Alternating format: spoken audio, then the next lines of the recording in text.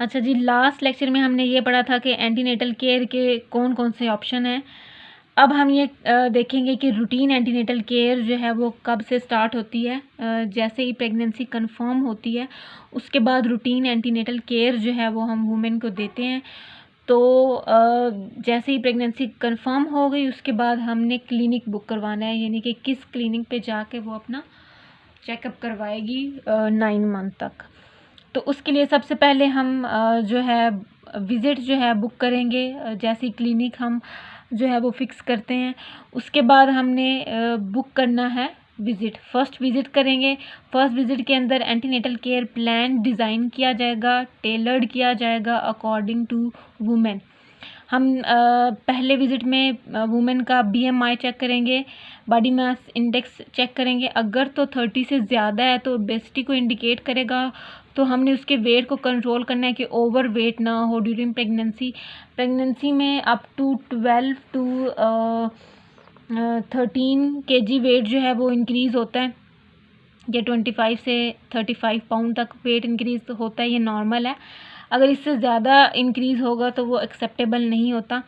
अगर दूसरे केस में अगर तो बीएमआई लो होता है, 18.5 से कम होता है, तो उस केस के अंदर अंडर न्यूट्रिशन होने के चांसेस होते हैं, बेबी की अंडर डेवलपमेंट के चांसेस होते हैं। तो वो हमने सारी उसके अकॉर्डिंग जो है वो टेलर करना है।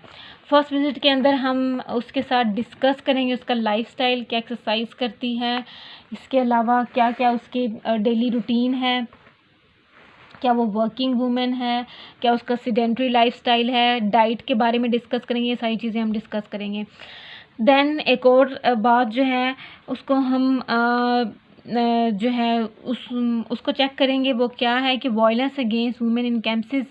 अगर तो वुमेन के अगेंस्ट कोई वायलेंस हो रही है, कोई फिज़िकल, साइकोलॉजिकल, सेक्सुअल, इमोशनल, तो उस केस में क्या होता है कि वुमेन डिस्टर्ब होती है। एक सर्वे के अकॉर्डिंग जो सुसाइड के चांस है ड्यूरिंग प्रेगनेंसी वो इंक्रीज़ हो जाते हैं अगर वायलेंस हो रही है। ये ज़्यादातर यूरोपियन कंट्रीज़ के अंदर होता है। अच्छा, आगे अगर हम बात करें सब्सिक्वेंट विज़िट की, पहले तो हमने फ़र्स्ट विज़िट करवा दिया जिसके अंदर हम डिस्कस करेंगे उसके साथ उसकी एंजाइटीज़ को, डिप्रेशंस को कम करेंगे, उसका लाइफस्टाइल डिस्कस करेंगे, और सब्सिक्वेंट विज़िट को हम जो है ना कंफर्म करेंगे। अब पहला विज़िट हो गया, पहले विज़िट के बाद जो दूसरे उसके बाद वाले जो विज़िट्स आएंगे वो सारे सब्सिक्वेंट विज़िट्स होंगे। ये वेरी करते हैं कब कब विज़िट करेगी, ये according to area, according to person vary करेंगे। बट जनरली जो एक ओवरव्यू है कि इतने टाइम के बाद जो है विज़िट करेगी। फर्स्ट अटेंडेंस होगी जैसे ही प्रेगनेंसी कंफर्म हो रही है तब वो आएगी विज़िट करेगी। उसके बाद 20 वीक्स पे आएगी और आके स्कैन करवाएगी, एनॉमली स्कैन। अगर कोई किसी किस्म की एनॉमली है डेवलपमेंट के अंदर बेबी के, बच्चे के, फीटस के, तो वैसे तो जब बेबी वोम के अंदर होता है, यूट्रस में है, तो उसको हम फीटस कहते होते हैं। अगर 1 वीक का है तो एम्ब्रियो कहते हैं। ये डिफरेंट नाम हैं जो दिए गए हैं। अच्छा, तो हम एनॉमली स्कैन करेंगे 20 वीक के ऊपर। उसके बाद हम मंथली स्कैन करेंगे 24 से लेके 24 या 26 वीक से हम स्टार्ट करेंगे मंथली स्कैन करेंगे हर एक मंथ। जैसे ही फिर उसके बाद हम क्या करेंगे, फोर्टनाइट विज़िट करवाएंगे उसको। उससे कहेंगे कि हर 15 दिन के बाद आए विज़िट करें, या फिर 2 हफ्ते के बाद आए विज़िट करें। तो 32 या 34 वीक से लेके 40 वीक तक ये सारा चलेगा। उसके बाद 40 वीक्स के बाद जब तक डिलीवरी नहीं हो जाती तो वीकली विज़िट करेगी वो। ठीक हो गया। अब आगे अभी इसी विज़िट्स के दौरान हमने क्या, अब वो आ रही है आपके पास आके आ रही है, ठीक है, विज़िट कर रही है। तो आपने उस विज़िट, हर विज़िट के दौरान कोई अगर एंजाइटी है, कोई प्रॉब्लम है उसके साथ, तो वो आपने डिस्कस करनी है, उसको सॉल्व करना है। हर विज़िट पे आपने उसका ब्लड प्रेशर चेक करना है। ब्लड प्रेशर नॉर्मल रहता है प्रेगनेंसी के अंदर, और सेकेंड ट्राइमेस्टर के अंदर ब्लड प्रेशर जो है वो ड्रॉप कर जाता होता है। ड्रॉप क्यों करता है? क्योंकि ब्लड वेसल्स की जो है डायलिटेशन होने की वजह से ड्रॉप कर जाता है। लेकिन अगर ब्लड प्रेशर हाई है, नॉर्मल से अबव है, तो ये इंडिकेट करता है कि प्रेगनेंसी इंड्यूस हाइपरटेंशन है। तो हमने उसको जो है वो क्वेश्चंस के साथ हमने डील करना है। यूरिन का टेस्ट करेंगे। यूरिन हमने ईच विज़िट पे हमने प्रोटीन यूरिया को चेक करना है। अगर प्रोटीन यूरिया है तो इसका मतलब कोई इन्फेक्शन हो सकता है। हम MSU करवाएंगे। MSU जो है mid stream specimen of urine को कहते हैं, MSU। तो इसके अंदर क्या होता है कि हम यूरिन को लेबॉर्ट्री के अंदर टेस्ट करते हैं। नॉर्मली यूरिन के अंदर कोई ऑर्गेनिज़म या बैक्टीरिया वगैरह या माइक्रो ऑर्गेनिज़म नहीं होते। अगर तो वो यूरिन के अंदर हैं तो इट्स मीन कि कोई इन्फेक्शन है। हम उसका वेट चेक करेंगे। वेट का मैंने आपको पहले भी बताया है। हम देखेंगे कि उसका BMI नॉर्मल है या नॉर्मल से अबव है, कितना वेट गेन हो रहा है।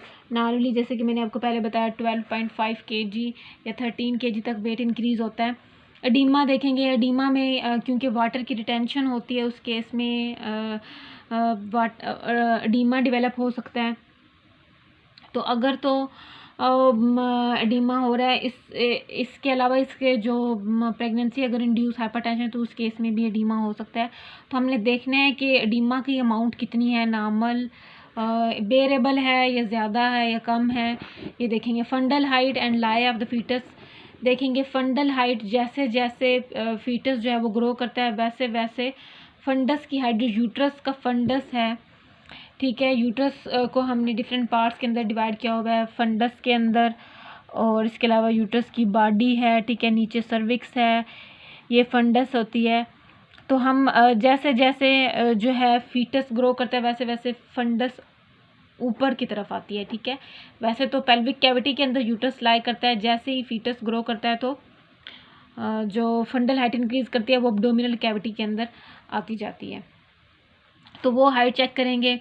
इसके अलावा हम फीटस का लाई चेक करेंगे कि वो ब्रीच प्रेजेंटेशन है उसकी या फिर वो सिफेलिक प्रेजेंटेशन है। ब्रीच प्रेजेंटेशन के अंदर क्या होता है कि उसके पाँव नीचे होते हैं और हेड ऊपर होता है, और सिफेलिक प्रेजेंटेशन के अंदर हेड नीचे होता है और पाँव ऊपर होते हैं। सिफेलिक जो प्रेजेंटेशन होती है वो फेवरेबल होती है डिलीवरी के लिए।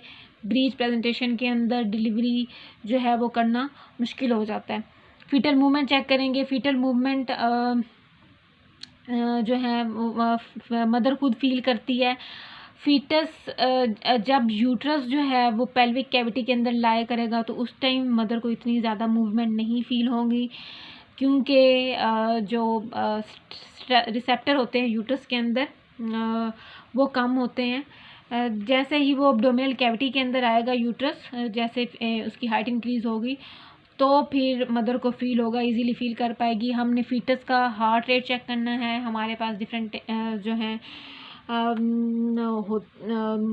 स्टेथोस्कोप वगैरह से चेक कर सकते हैं। इसके अलावा पिनार्ड होती है और इसके अलावा सोनिकेड होता है जिसके थ्रू हम हार्ट रेट चेक करते हैं फीटस का। इसके अलावा जो हमारे पास डिफरेंट टेस्ट होते हैं वो हम करवा सकते हैं, जैसे कि ब्लड टेस्ट हम करवाते हैं। हीमोग्लोबिन का लेवल चेक करेंगे। ब्लड के अंदर किसी किस्म की कोई अगर इन्फेक्शन है उसको चेक करेंगे। इसके अलावा हम हीमोग्लोबिन का लेवल चेक कर सकते हैं। हीमोग्लोबिन का लेवल वैसे कम हो जाता है प्रेगनेंसी के अंदर, क्योंकि प्लाज्मा जब ब्लड प्लाज्मा इंक्रीज़ होगा तो उस केस में जब प्लाज्मा इंक्रीज़ हो रहा है लेकिन आरबीसीज़ का नंबर उतने का उतना ही है। जब प्लाज्मा इंक्रीज़ हो रहा है तो आरबीसीज़ का नंबर कम हो जाएगा एज़ कम्पेयर टू प्लाज्मा, ठीक है। तो उस केस में जब आरबीसीज़ का नंबर कम हो रहा है प्लाज्मा के रिलेशन में, तो हीमोग्लोबिन भी किसके ऊपर होती है, आरबीसीज़ के ऊपर। इस वजह से हीमोग्लोबिन का भी लेवल कम हो जाता है। सेक्सुअली ट्रांसमिटेड डिजीज़ या फिर इन्फेक्शन को हम चेक करेंगे। अगर फीमेल को कोई एड्स है या कोई इस तरह की कोई डिज़ीज़ है तो हमने उसको केयरफुली मॉनिटर करना है। बेबी को हम प्रिवेंट कर सकते हैं थ्रू इंटरवेंशन कि उसको कोई डिज़ीज़ ना हो। ब्लड ग्रुप हम चेक करेंगे। ब्लड ग्रुप के अंदर हमने ये देखना है कि मदर रीसस नेगेटिव तो नहीं है। अगर तो मदर का नेगेटिव है ब्लड ग्रुप आरबीसीज़ के ऊपर, अगर कोई भी एंटीजन नहीं है। इसको हम नेक्स्ट में करते हैं।